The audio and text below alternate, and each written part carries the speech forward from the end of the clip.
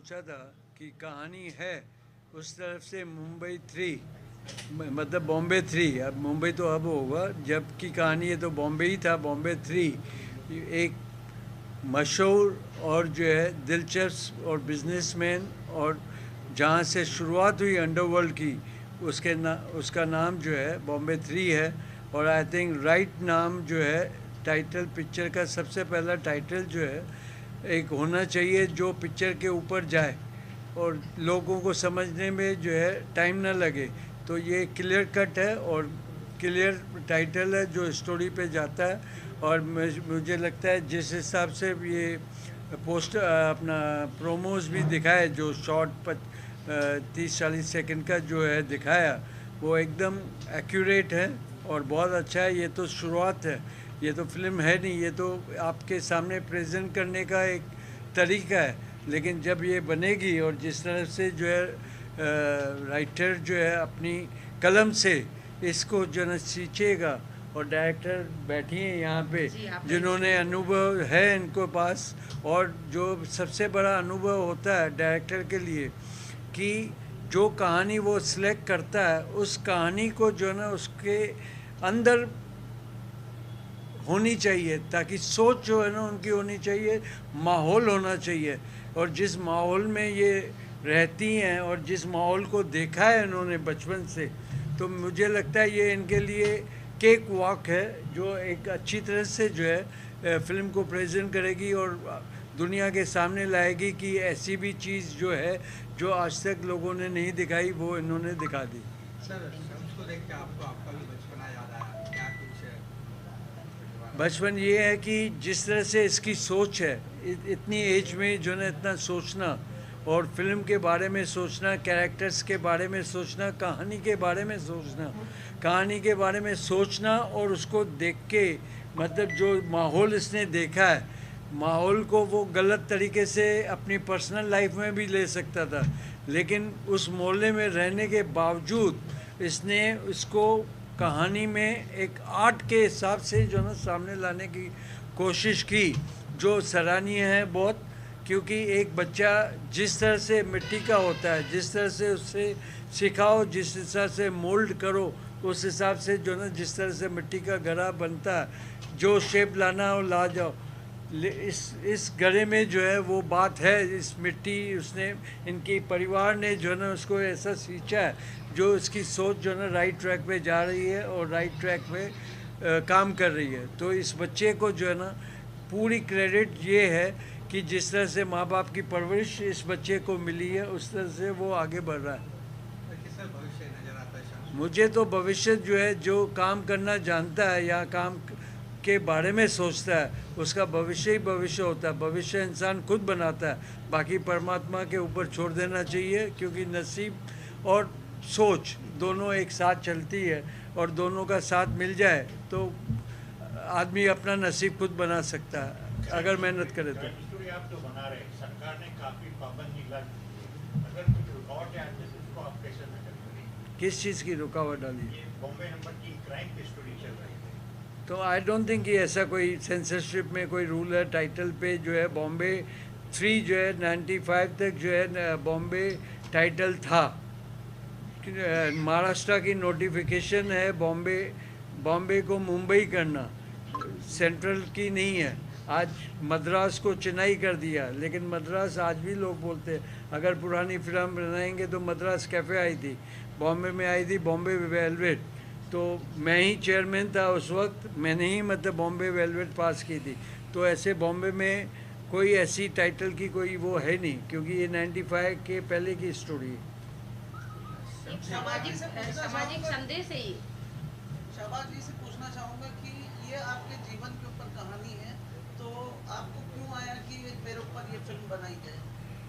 मुझे नहीं आया, मुझे मेरे बेटे ने मुझे मोटिवेट किया कि डैड अब अपन ये पिक्चर बनाएंगे, तो इसका टाइटल क्या होना चाहिए। पहले तो हम बहुत टाइटल के अंदर कस्टमर्स किए, लास्ट में हमने टाइटल को चूज़ किया कि मुंबई नंबर 3 रखेंगे। और ये 80% रियल स्टोरी है जो मेरे लाइफ से गुजरी है पूरी।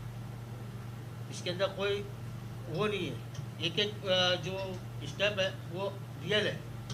तो अंडरवर्ल्ड से क्या नाता आपको, जो इसमें अंडरवर्ल्ड आपने लिखा है कि तो अंडरवर्ल्ड पिक्चर देखने में बता देंगे ना, अभी बता के पूरी पिक्चर थोड़ी दिखा दें। उस एरिया में रह रहे हैं, वहाँ उस वहाँ से एरिया ही में पिक्चर उस टाइम की क्या हुआ था, उस टाइम की वोटिंग की हालत क्या थी, उस टाइम के नेता लोग का क्या रवैया था अंडरवर्ल्ड के साथ में। क्योंकि उस टाइम पे उस जगह पे हम कहीं ना कहीं 16 साल के एज के थे, तो हमको ऐसा लगता था कि हम भी भाई बने तो भाई लोग के आजू बाजू में खड़े रहते थे, तो उनका सब हाव भाव हम लोग देखते थे, क्या होता था, कौन नेता आ रहा है, क्या बात कर रहे हैं नेताओं से, नेता लोग को कैसा भगाते थे। और वोटिंग कैसा ही थी, वो भी ब्लैक पेपर की जो वोटिंग थी वो हमने दिखाएंगे इसके अंदर, जो कि मेरे सामने गुजरी और उसके अंदर मैं कहीं ना कहीं उसका एक पार्ट का हिस्सा रिया हूँ मैं। आपको डर नहीं लग रहा कि इस तरह की फिल्म बना के आपको प्रेशर आएगा ऊपर से? काय का डरना, जहाँ से अंडरवर्ल्ड में जन्म लिया वहाँ से हम भी जन्म लिए, हमसे भी क्या डरना है। इस विषय पर फिल्म बनाने का कैसे शब्द जो आपको बताया, तो कैसे आपको निर्णय है कि बनाना चाहिए, अच्छी बात है क्या? पहले इसने गली गाइस एक प्रोग्राम बनाया रियलिटी शो, तो इसकी हिम्मत देख के ये पिक्चर में अगर आना बोला तो बोला यस। आप और भी स्टार इसमें रखने वाले हैं? अभी स्टार कास्ट को मैं ओपन नहीं करूँगा, स्टार कास्ट इसके लिए नहीं ओपन करूँगी कि सेंसिटिव पिक्चर है। अगर किसी स्टार को मैं धमकी आए तो मेरा आधी पीछे छोड़ के भाग गया तो मैं कहाँ जाऊँगा। तो इसके लिए स्टार कास्ट मेरा कोई ओपन नहीं होगा, डायरेक्ट इसका ट्रेलर रिलीज होगा, उसके अंदर सब स्टार कास्ट आपको नजर आ जाएंगे। लेकिन स्टार होंगे? हाँ स्टार हो गए। प्रिया जी, कब से इस फिल्म की शूटिंग आप स्टार्ट कर रही हैं, जी, हमारे शूट- दर्शकों को बताइए। शूटिंग तो स्टार्ट है इसकी ना, अगले साल रिलीज भी रहेगी इसी टाइम पे, दिवाली के टाइम पे अगले साल रिलीज रहेगी, और सर का आशीर्वाद रहा तो उस रिलीजिंग में सर को खड़े रहेंगे। जिस तरह से ये अंडरवर्ल्ड की कहानी आप उठा रही हैं, तो आप ये मुंबई सर ये एक मैसेज है, ये मैसेज है लोगों को ये मैसेज है कि वहाँ हमारा। रहने वाले लोग सिर्फ खराब नहीं रहते। आज वहाँ डर है आदमी को। हमारे एरिया का वो हाल है कि हम किसी को पिज़्ज़ा डिलीवर करने बोले ना, अगर हमारे बेटे को पिज़्ज़ा खाने का तो पिज़्ज़े के लिए डिलीवर करते हो तो इससे लिख के आता कि ये blacklist area no, the area is blacklisted. यहाँ पे मतलब लोग आप अच्छे वहाँ रहते खड़े हैं। रह के आप पिज़्ज़ा मंगा नहीं ला के देंगे, ये वही लोग वहाँ पे हमारे बहुत एरिया अच्छे में लोग ऐसा हैं। कुछ है नहीं, हमारा एरिया एकदम क्लियर है।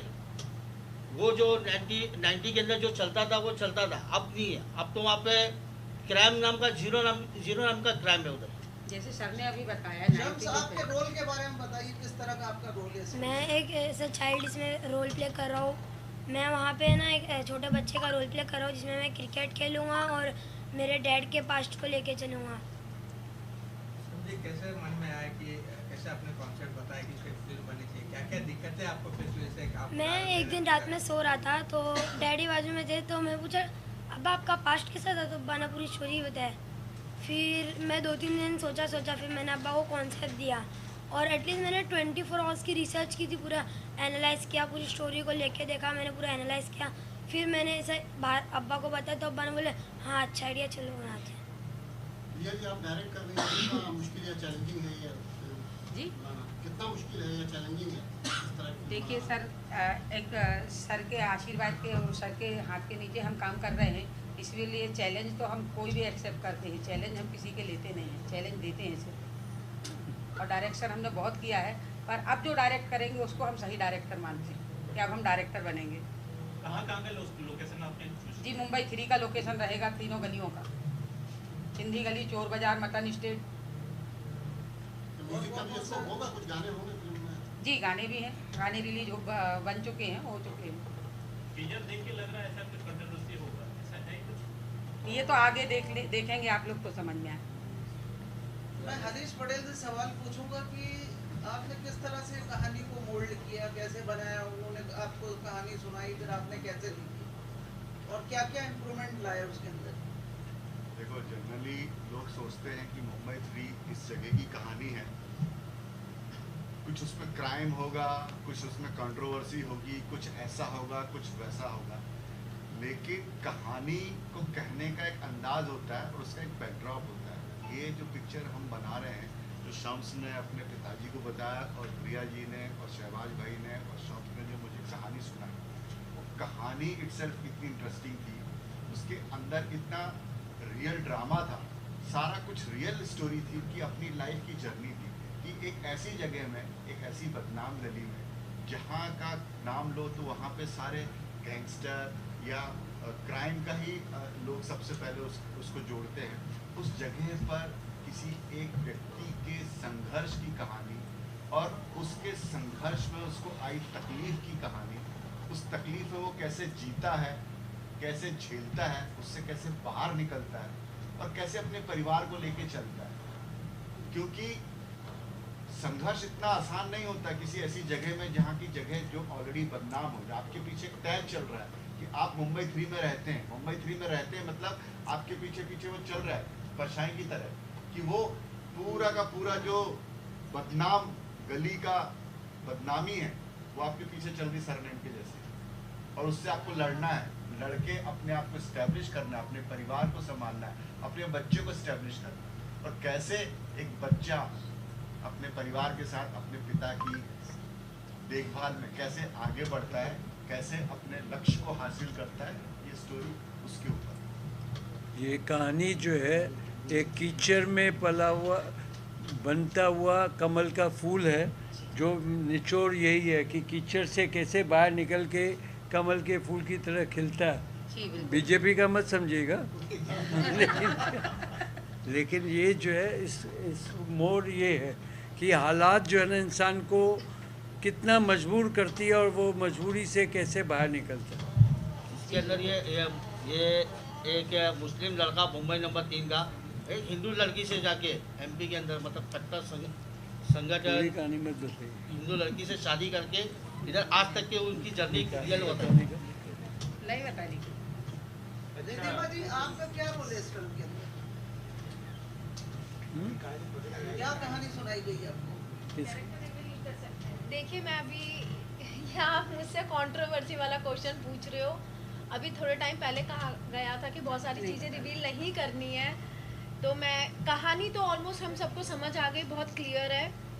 आप सब इसे कंट्रोवर्सी की तरफ से नेगेटिव पार्ट से देख रहे हो और मैं इसे पॉजिटिव पार्ट से देख रही हूँ कि एक बच्चा कैसे उस चीज़ से स्ट्रगल करके आगे बढ़ा है अपनी ज़िंदगी में, उसने कैसे चीज़ों को अचीव किया है। और हम हमेशा रोते रहते हैं ना हमारे पास ये नहीं है, वो नहीं है, ये नहीं है। बहुत सारे लोग इस लाइफ में ऐसे भी हैं जिनके पास कुछ भी नहीं है और उन्होंने बहुत कुछ हासिल किया है। तो ये उसका एक छोटा सा मतलब 3, और वैसे किसी की ज़िंदगी को आप 3 घंटे में नहीं दिखा सकते हो, तो उसने अपनी पूरी ज़िंदगी, इवन अपने माँ बाप की ज़िंदगी को भी उस 3 घंटों के फ्रेम में उतारा है। तो हमें बहुत कुछ सीखने को मिलेगा। तो हम इसका नेगेटिव ना देख के यहाँ से प्लस पॉइंट लें कि कैसे ज़िंदगी में आगे बढ़ सकते हैं और कैसे अपने चीज़ों से मतलब फ़ाइट करके हम आगे जा सकते हैं। क्योंकि इसमें क्या आप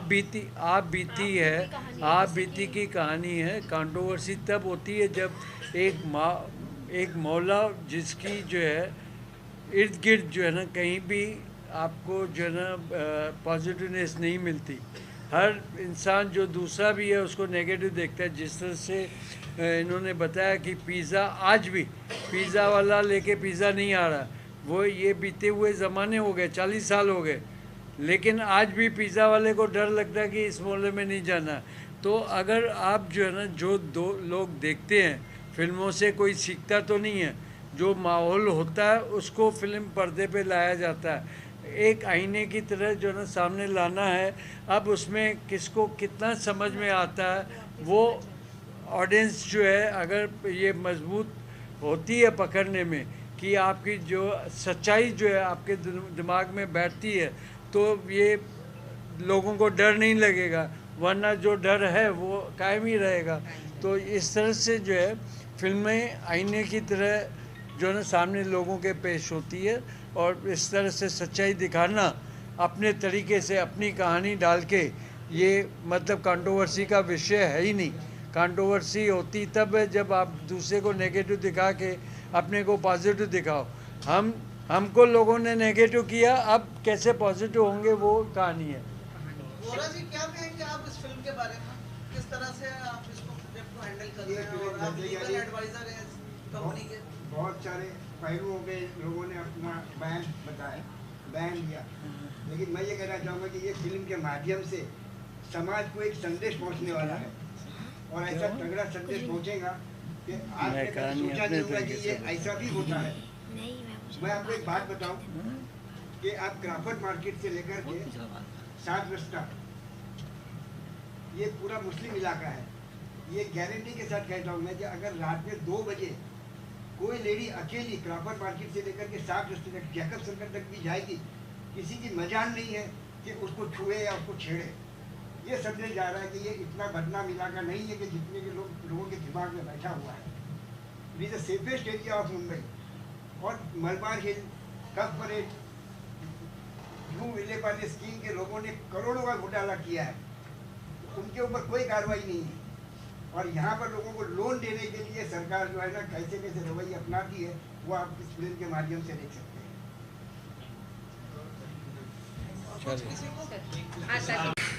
अन्नारी इज़ बैक जो है, जिस तरह से मैं अपने पिछले जैसे कहा कि मेरे बहुत सारे न्यू कमर्स को लेके मैंने फिल्में बनाई है, एक और न्यू कमर को लेके अपना नवाब खान और मिशिका चौरसिया, मिथुन चक्रवर्ती के साथ, अनीता राज के साथ फिल्म बनाई है, जो आप पर्दे पे 24 नवंबर को आएगी। इट्स ए रोमांटिक, इमोशनल, और जो इसके अंदर एक भाईचारा, इंसानियत का जो मैसेज है उसके अंदर, कि आज जिस तरह से माहौल जो है देश में ख़राब चल रहा है और किस तरह से एक पोजीशन जो है जानबूझ के किस तरह से हिंदू मुस्लिम किए जा रहे हैं। तो ये पिक्चर में मेरा मिथुन चक्रवर्ती जो है एक पॉजिटिव कैरेक्टर प्ले कर रहा है, जो मुस्लिम कैरेक्टर प्ले कर रहा है, जिसके अंदर मतलब एक बाप का रोल अदा कर रहा है, जो एक हिंदू लड़के का को अपनी बेटे की तरह मानता है और उस बेटे को जो है ना जो ज़रूरत है उसकी ज़रूरतें पूरी करता है, जो उसको भी नहीं मालूम पड़ती है कि मेरा बाप जो है पढ़ रहा है। ये रिलेशनशिप और एक हिंदू मुस्लिम की जो दोस्ती, एक प्यार, एक मोहब्बत, जो आज हमें दिखने को है बहुत लेकिन दिखाते कम, मतलब उसको भड़काते हैं ज़्यादा। तो ये एक तरीके से मैंने मतलब जो है इस फिल्म को बनाया। 25 साल पहले मैंने एक फ़िल्म बनाई थी बाई बाई, जो इसी महीने में 14 नवंबर को, आज उसका जो 14 नवंबर को 25 साल पूरे हुए। वो भी ब्रदरहुड पे पिक्चर थी। दोनों हीरो, एक हिंदू था एक मुस्लिम था, और दोनों का जो है रिलेशनशिप जो है ना एक भाईचारे का था। जिस तरह से मतलब एक कौमी सॉन्ग भी था, आँखें जिसकी मंदिर मस्जिद दिल गुरुद्वारा है, ये देश हमारा है, ये देश हमारा है। उस तरह से ये 25 साल के बाद मेरी वही उसी महीने में मतलब एक हफ्ते बाद मतलब हिंदू मुस्लिम के भाईचारे और इंसानियत के नाते के एक फ़िल्म रिलीज़ होने जा रही है, जो आज ज़रूरत है। जो एक डर पैदा किया गया है मुस्लिम कौम में कि भैया आपको जो है ना इस तरह से जो है ना हम हिंदू राज्य बनाएंगे, वो कम से कम एक रिलेशन देख के उन चीज़ों से हटके, परे हटके एक फ़िल्म में आईना बन के लोग देखें और इसको अपना प्यार दे, और इसमें लगे कि भी आज भी फिल्म इंडस्ट्री जो है ऐसी फिल्में नहीं बनाती जिसमें सिर्फ जो है मुस्लिम कैरेक्टर को नेगेटिव दिखा दो। मोस्टली क्या हो रहा है कि फ़िल्म के ज़रिए हर मुस्लिम को जो है टेररिस्ट माना जाता है, जिस तरह से प्रोजेक्ट किया जाता है कि हर मुस्लिम जो है ना टेररिस्ट है। और शाहरुख खान ने इस पर पिक्चर भी बनाई थी, मैं टेररिस्ट नहीं हूँ। तो मतलब जो है एक इमेज जो है ना एक जो प्रोजेक्ट किया गया, उस इमेज को तोड़ने के लिए ये फिल्म की जो कहानी है वो एक अन्नारी इज़ बैक, जो एक सीधे साधे ऑनेस्ट आदमी की कहानी है, जिसको साथ दे रहे हैं मिथुन चक्रवर्ती एज अ मुस्लिम अबू जान। Thank you.